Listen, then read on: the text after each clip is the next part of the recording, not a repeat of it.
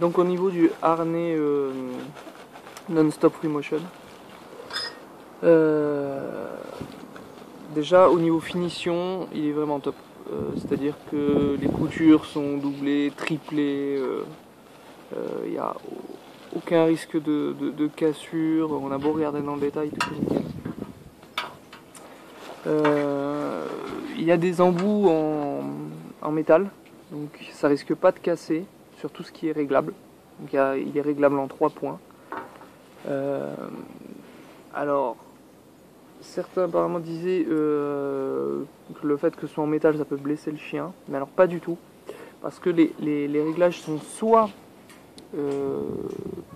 pas directement en contact avec le chien, il y a une protection, soit c'est à des endroits où il n'y a pas du tout de traction, où ça va pas être collé au chien et frotté sur le chien, donc du coup il n'y a pas de risque de se blesser.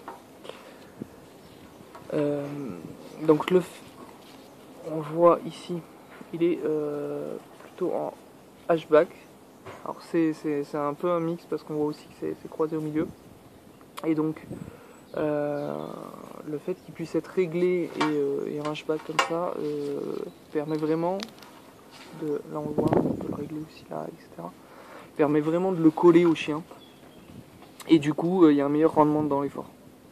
Donc là vraiment pour ceux qui font du bike joring, comme VTT ou donc du ski joring ou autre, c'est vraiment l'idéal.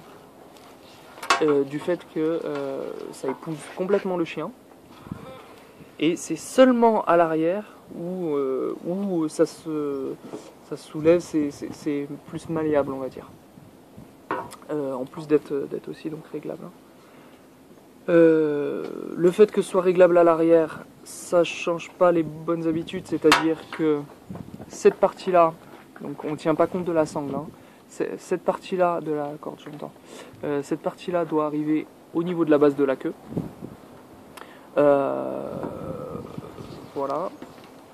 Ensuite, qu'est-ce qu'on peut dire? On peut dire qu'on peut voir des bandes réfléchissantes sur toute la longueur. Alors c'est pas vraiment des bandes comme on peut être habitué, on est habitué plus à des petits morceaux voilà, réfléchissants. Là c'est plus un filet, mais sur toute la longueur. Voilà.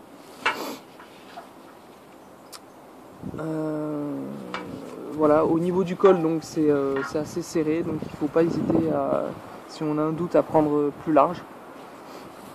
Moi par exemple j'avais pris donc la taille 5. Ça va parce que j'ai plusieurs chiens de gabarits différents, mais sinon c'était limite plus taille 6. Malgré que ce soit des huskies d'une vingtaine de kilos. Voilà. Ensuite, le fait que ça épouse complètement le chien, que ce soit réglable, c'est pour que ça le maintienne bien, ça soit bien serré. Dans l'effort ça pose pas de soucis malgré tout, parce qu'il y a des élastiques ici sur les côtés. Okay, donc ces élastiques permettent quand même de garder une souplesse quand il est dans l'effort, quand vraiment le buste se gonfle et autres. Et ces élastiques peuvent effectivement s'user avec le temps. Alors pour que ça s'use, c'est vraiment au bout de 5-6 ans, il faut vraiment du temps. Moi-même je verrai combien de temps ça me fera, on va dire.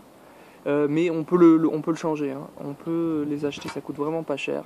Et du coup bah voilà, on le remplace. Donc à la rigueur vous achetez même immédiatement un élastique en même temps que vous prenez le harnais, et du coup vous avez pour le cas où, vraiment le cas où, vous avez immédiatement le truc de rechange si vraiment il y a un souci. Voilà. Voilà, bon ben on va tester tout ça.